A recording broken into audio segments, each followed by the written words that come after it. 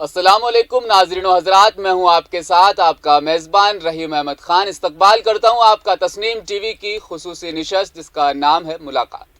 मुलाकात के आज के इस प्रोग्राम में जो शख्सियत हमारे साथ मौजूद है, तारुफ में जितने अल्फाज कहूँ शायद कम होंगे। समाज सेवी हैं। समाज सेवी होने के साथ साथ आप कौम की लगातार खिदमत कर रहे हैं। खिदमत का जज्बा आपके अंदर है। आपने एक ऐसी टीम तैयार की है जो कौम की खिदमत के लिए बरसों तक मजबूती के साथ खड़ी रहेगी, साथ ही अल्लाह की रस्सी को मजबूती से थामे रखेंगी।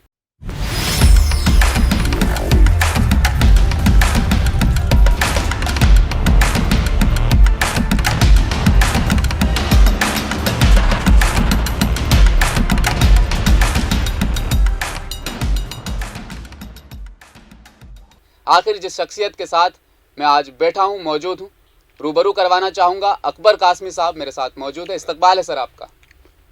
शुक्रिया नवाजिश। इनके तारुफ में जितने अल्फाज मैंने कहे वाकई बहुत कम है।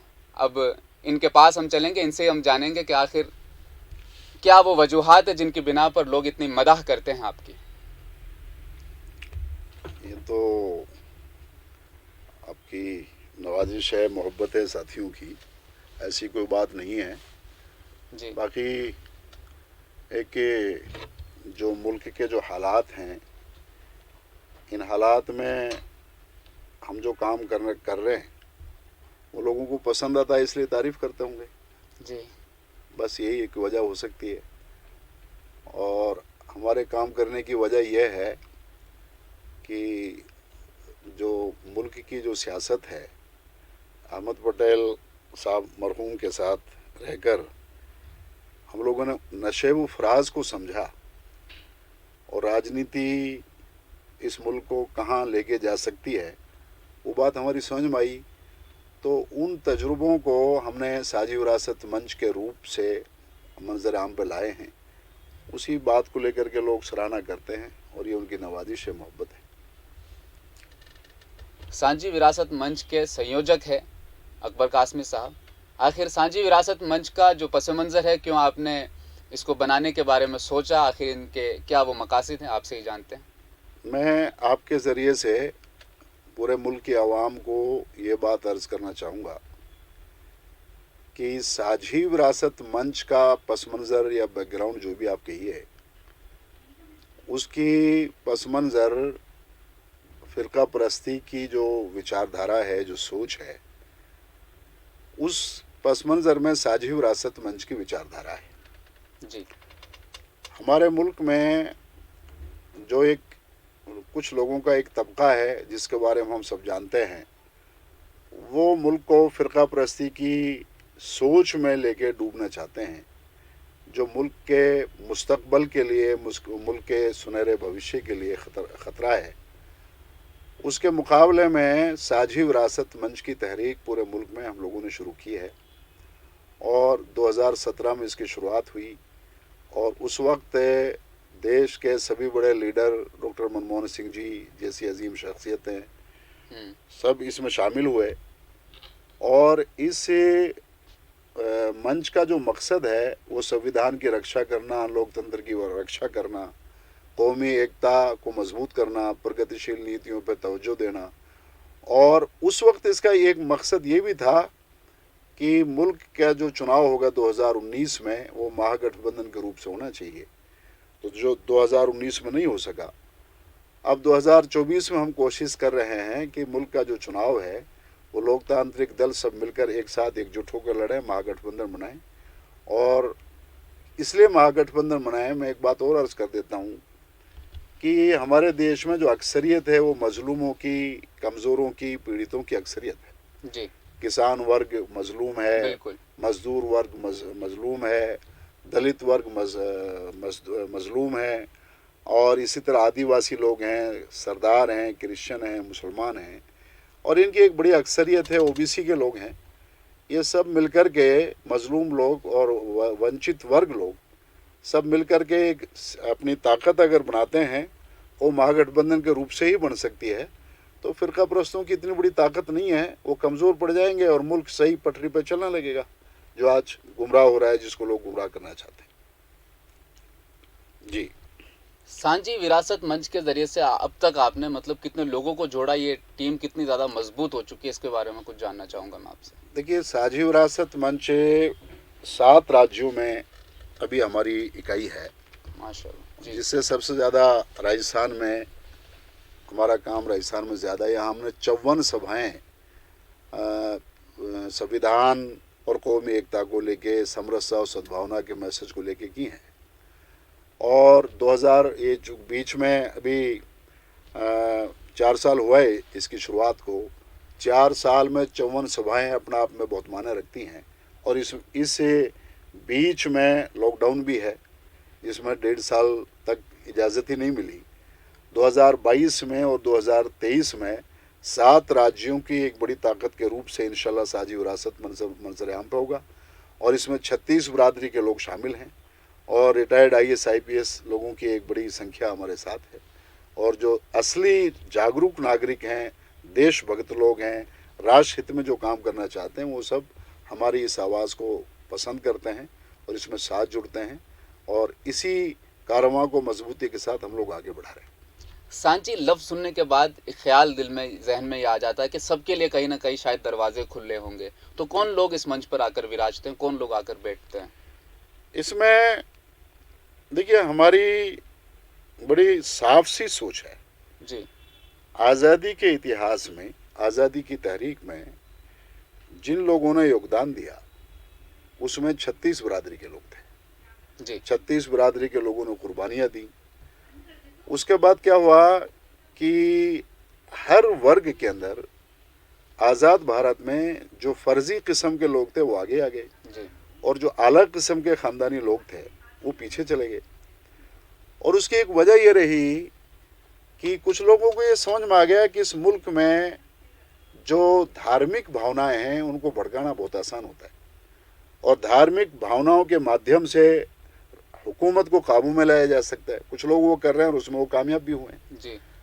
तो साझी विरासत मंच का जो मकसद है वो देश के आज़ादी की तहरीक में जो लोग शामिल हुए और जो शामिल हैं, उन सब को एकजुट करने के लिए हम लोग काम कर रहे हैं। उनको पैगाम दे रहे हैं, उनको मंच पे बुलाते हैं, स्वागत करते हैं। बहुत सारे कार्यक्रम हमारे होते हैं और हर ज़िले के अंदर हमारे संगठन की इकाई हम खड़ी कर रहे हैं। और 36 बरादरी के लोग, हमारी ये पहला संगठन है जिसमें हर वर्ग के लोग आपको मिलेंगे हर विधानसभा में।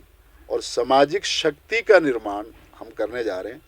और उसकी एक वजह यह है कि लोकतांत्रिक देश में अगर आपके हाथों में सामाजिक शक्ति नहीं होती, समाज के हाथ में, तो राजनीतिक लोग भले नहीं होते हैं।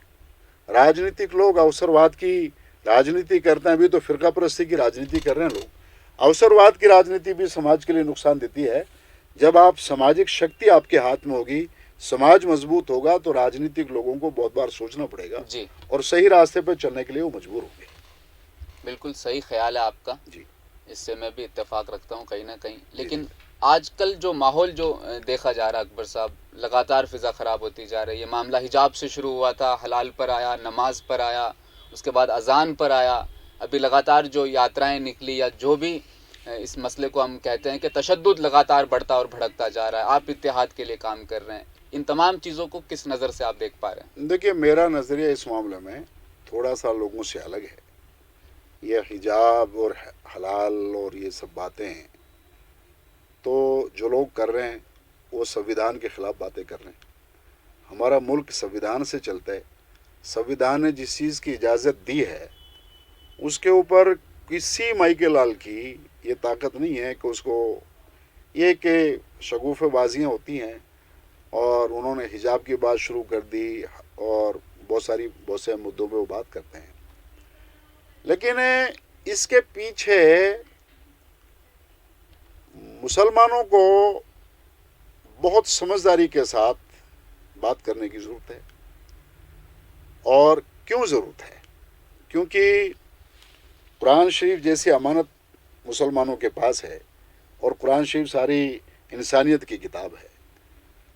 उसके हिसाब से हमारी जो अपनी कमज़ोरियां हैं वो ये हैं कि आज़ाद भारत में हमने जिस इस्लाम का तारुफ मंजर आम पे हम लेके आ रहे हैं اس اسلام کے اندر صرف عبادت کا ایک پہلو ہے، باقی خدمت کا، انسانیت کا، انصاف کا اور ترقی کا اور خوشحالی کا اسلام کا جو ایک وسیع تر ویاپک روپ سے جو پیغام ہے، مسلمان اس پیغام کو بہت پیچھے لے گئے، اور جس پیغام کو سامنے لا رہے ہیں وہ کرتا پائجامہ کا پیغام ہے اور اس کا، تو یہ ہماری کمزوریاں ہیں، ہماری غلطیاں ہیں، جن کی وجہ سے کئی لوگ ہمارے ان کمزوریوں کو مدعا بنا کر کے منظر عام پہ لا رہے ہیں، اور پھر ان چیزوں کا جواب ہمیں کس طرح دینا ہے یا کیا کرنا ہے، اس پہ ہماری کوئی نیتی اور رننیتی تیار نہیں ہے۔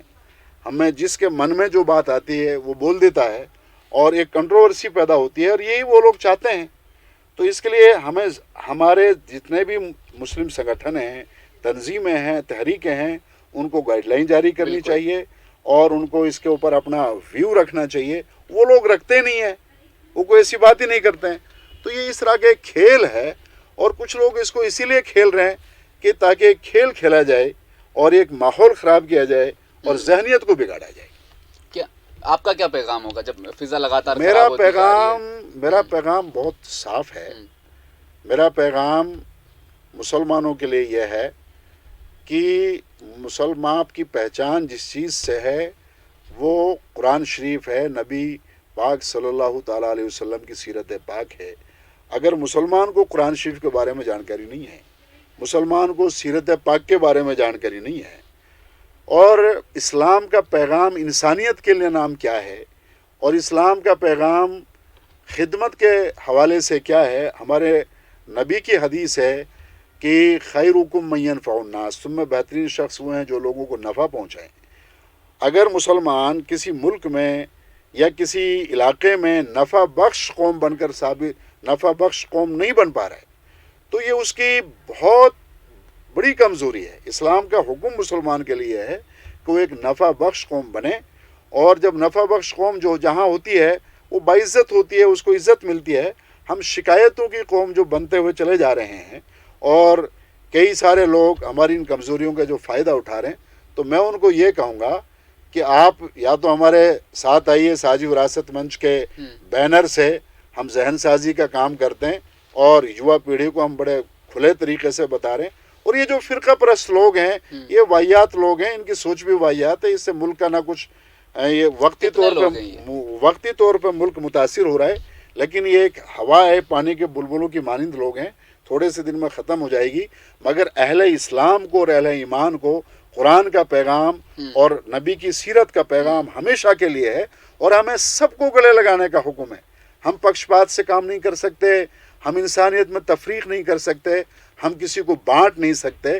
ہمارے قرآن نے ہمیں حکم دیا ہے، وَلَقَدْ كَرَّمْنَا بَنِي آدم، ہم اللہ تعالیٰ نے قرآن میں فرمایا ہے کہ بنی آدم کو رب نے سمان یوگیہ جنمایا ہے۔ مسلمان کی یہ ذمہ داری بنتی ہے کہ سامنے والے انسان کی وہ عزت کرے، اس کا مذہب کچھ بھی ہو، اس کی ذات کچھ بھی ہو۔ تو ایک لمبا موضوع ہے، اس موضوع کے اوپر باقاعدہ وچار کی ضرورت ہے، اور اسی بات کو لے کر کے ہم نے ساجی وراثت منچ کے بینر سے جو ہماری کتاب ہے ملت کا ستارہ گردش میں کیوں، وہ اسی عنوان کے اوپر ہے کہ مسلمان کو اس ملک میں کیا کرنے کی ضرورت ہے، مسلمان کی حکمت عملی کیا ہونی چاہیے، ان کا بھوشیہ کی نیتی کیا ہونی چاہیے، رننیتی کیا ہونی چاہیے، ہم اب تک جس روٹ پہ چل رہے ہیں اس میں ہم کتنے صحیح ہیں، اور ہم کیا ہم سے کمزوریاں ہو رہی ہیں، اور آگے چل کے ہم اپنا آپ کو ملک میں غیر مسلم بہن بھائیوں کو اور ہمیں اپنا آپ کو کس طرح لے کے چلنا ہے، یہ ذمہ داری ہے ہماری۔ اور آخری ایک جملہ کے طور پہ میں آپ کو عرض کرتا ہوں کہ ہمارے ملک کی کوئی بھی آواز مسلمانوں کے بغیر ادھوری ہے، اور مسلمانوں کو اپنی اہمیت کو سمجھنے کی ضرورت ہے۔ احادیث کے مطابق رسول اللہ ہمیں بتاتے ہیں کہ حب الوطن من الایمان، وطن سے محبت ایمان کا ایک حصہ ہے، لیکن آج مسلمان ثابت نہیں کر پا رہا ہے کہ وہ اپنے وطن ہندوستان سے کتنی محبت کرتا ہے۔ آزادی سے پہلے ہم نے سینکڑوں قربانیاں دی، آج ان قربانیوں کو فراموش کیا جا چکا ہے۔ آپ اس چیز کو کس طریقے سے دیکھتے ہیں کہ کیوں آخر ہماری قربانیوں کو فراموش کیا جا رہا ہے، ہمیں ضائع کیا جا رہا ہے؟ دیکھیے، ہماری قربانیوں کو فراموش کرنے والے لوگ بھی ہیں، کروانے والے لوگ بھی ہیں۔ جی، اصل میں मैं टीवी के माध्यम से ये बात कह रहा हूँ, और मैं इस उन्वान पे किताब भी लिखी है, हमने सब बातों को समझने की कोशिश की है। हमारे मुल्क में कुछ मुस्लिम खानदान आज़ाद भारत में वो इतने आगे आगे, कुछ संगठनों के माध्यम से, कुछ तंजीमों के माध्यम से, कि उन्होंने ये दिखा दिया पूरे मुल्क को कि इस मुल्क को हमने आज़ाद कराया जी। और मुसलमानों की जो अजीम कुर्बानियां हैं उनको उन्होंने बहुत पीछे ले गए, अपने कुछ बुजुर्गों का नाम इस कदर आगे ले आए वो, और आम मुसलमान उनके ऊपर भरोसा करता है। इस मुल्क की आज़ादी के ताल्लुक से बहुत बड़ी कुर्बानियां गैर मुस्लिम लोगों की भी हैं, हिंदू भाइयों की भी हैं, और कई राजा महाराजाओं की भी हैं, और कई ठिकानों की भी हैं, और बहुत सी शख्सियतों की हैं। हम और मुसलमानों के ऊपर कई बड़े एहसानात उनके हैं, उनको भी हमने दरकिनार कर दिया, और मुसलमानों की जो कुर्बानियां हैं जिनको हमने याद रखना चाहिए हमारी नई नस्ल ने, हमने उनको इस तरह से जन्नत का तलबगार बना दिया कि वो अपनी आज़ादी की तारीख़ को भी हम भूलें, इस्लाम की तारीख़ को भी हम फरामोश करें, और बेशुमार चीज़ों को हम फरामोश करें, और सिर्फ आगे एक जहन रखें हम इंसान बने ना बने लेकिन हम जन्नत के तलबगार बने।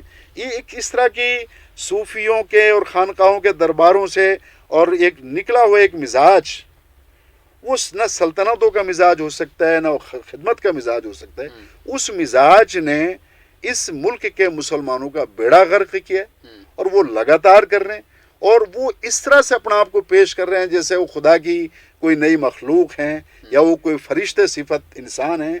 और अल्लाह ताला ने सख्त तंबीह फरमाई कुरान शरीफ में इस तरह के लोगों की, उलमा यहूद और उलमा नसारा के हवाले से कुरान शरीफ ने कहा, वकालतिल यहूद व नसारा नहनु अबनाउल्लाहि व अहिब्बाउ, कि ये लोगों से ये कहते हैं कि हम खुदा के बेटे और खुदा के दोस्त हैं, और तुम्हें अजाब मिलेगा, हमें अजाब नहीं मिलेगा क्योंकि हम तो खुदा के नज़दीकी लोग हैं। तो इस तरह की एक जहन है जो मुल्क के मुसलमानों को दिया गया, जो तहक़ीक़ी मिजाज मुसलमानों का रहा है, जो तख्लीक़ी मिजाज मुसलमानों का रहा है, जो आज़ादी से पहले मुसलमानों का एक समाजी मिजाज था, वो मिजाज को मुसलमानों के ही एक तबके ने ख़त्म करने की कोशिश की है, और जिसका आज हम खमियाजा भुगत रहे हैं। हमें वापस इस्लाम के मिजाज पाना पड़ेगा, कुरान और हदीस के मिजाज पाना पड़ेगा, और इंसानियत के मिजाज पे हमें कायम होना पड़ेगा। तस्नीम टीवी ने आपके फेसबुक पेज को टटोला जी, वहाँ से हासिल हुआ कि जो आप किताब लिख रहे हैं जी, मिल्लत का सितारा गर्दिश में क्यों, आपने एक सवाल उस किताब में पूछा है कि जिम्मेदार कौन, आखिर जो हालात बन चुके हैं जिम्मेदार कौन है। किताब आपकी अभी आनी बाकी है, लेकिन हम पहले आपसे जानना चाहते हैं कि आप किसे जिम्मेदार ठहराते हैं। देखिए, जिम्मेदारी का मतलब होता है किसी कौम की जो तरक्की होती है और उसका जो मुस्तकबल जो तामीर होता है वो 5 चीज़ों से होता है जी। उसके माशी हालात, उसके सियासी हालात, उसके समाजी हालात, उसके तालीमी हालात और उसके मजहबी हालात जी।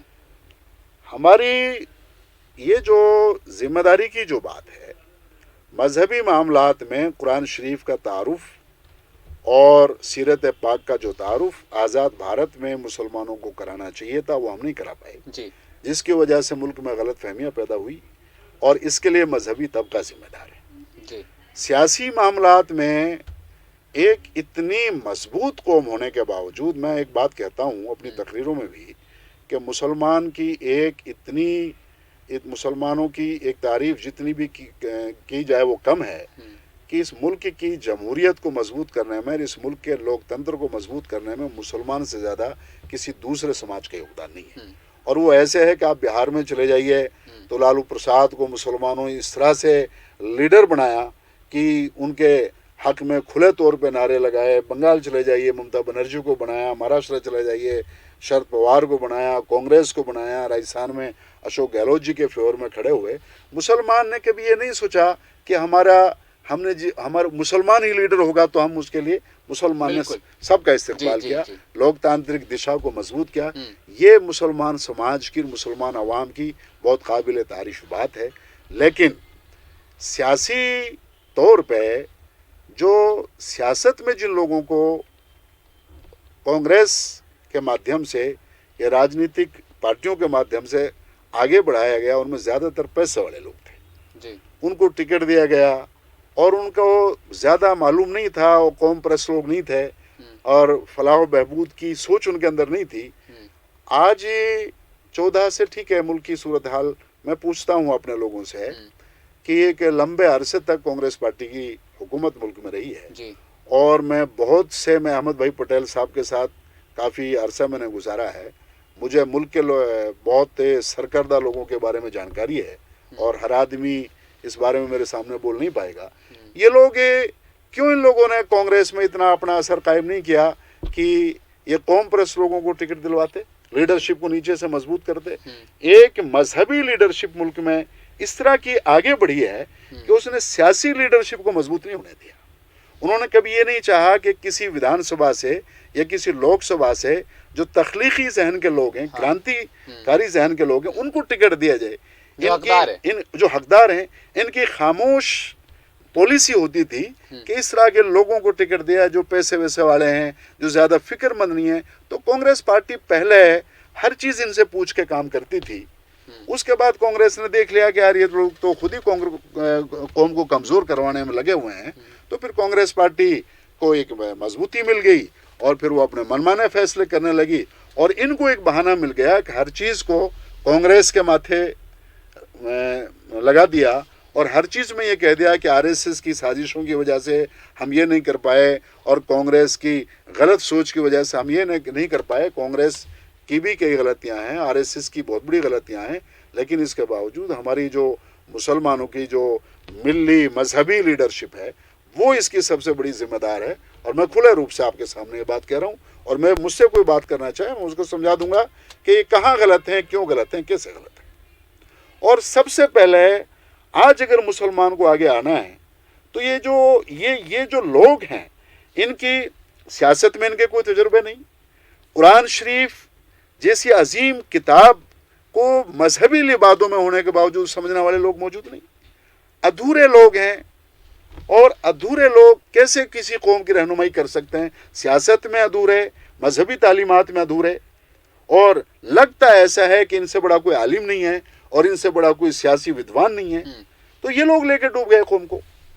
और मैं आपकी बात को ऐसे बाला करूंगा, एक लाइन में और बोलना चाहूँगा कि महात्मा गांधी ने अपनी किताब लिखी है और उसमें ये लिखा है उन्होंने कि जब देश आज़ाद हो गया, बात होने लगी, तो उन्होंने अंग्रेज़ों से ये बात हुई कि जो जिला वतन लोग हैं उनको मुल्क में वापस बुलाया जाएगा।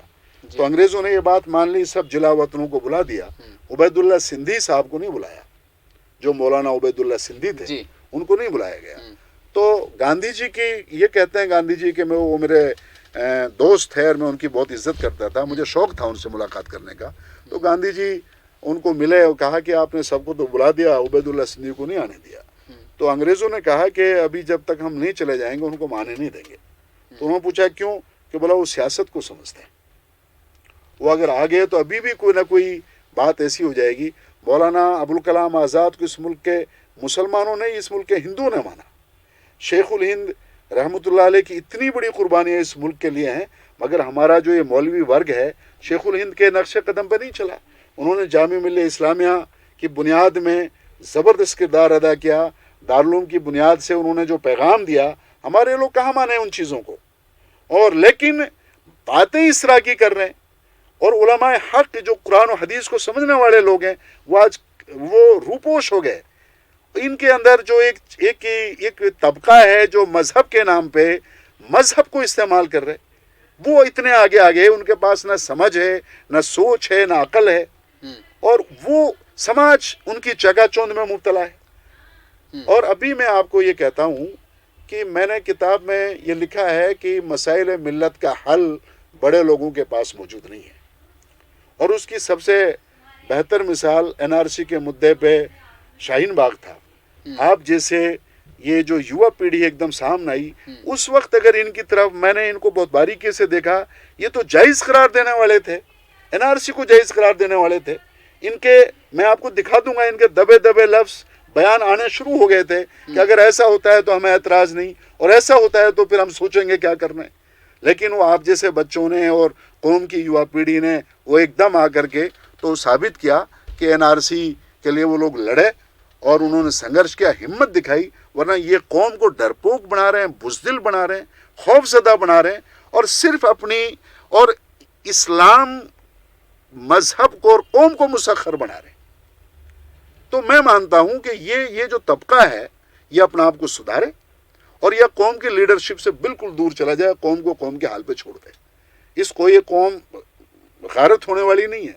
خدا نے اس کے لیے کنتم خیر امتن اخرجت کنتم خیر امہ کا الفاظ استعمال فرمائے۔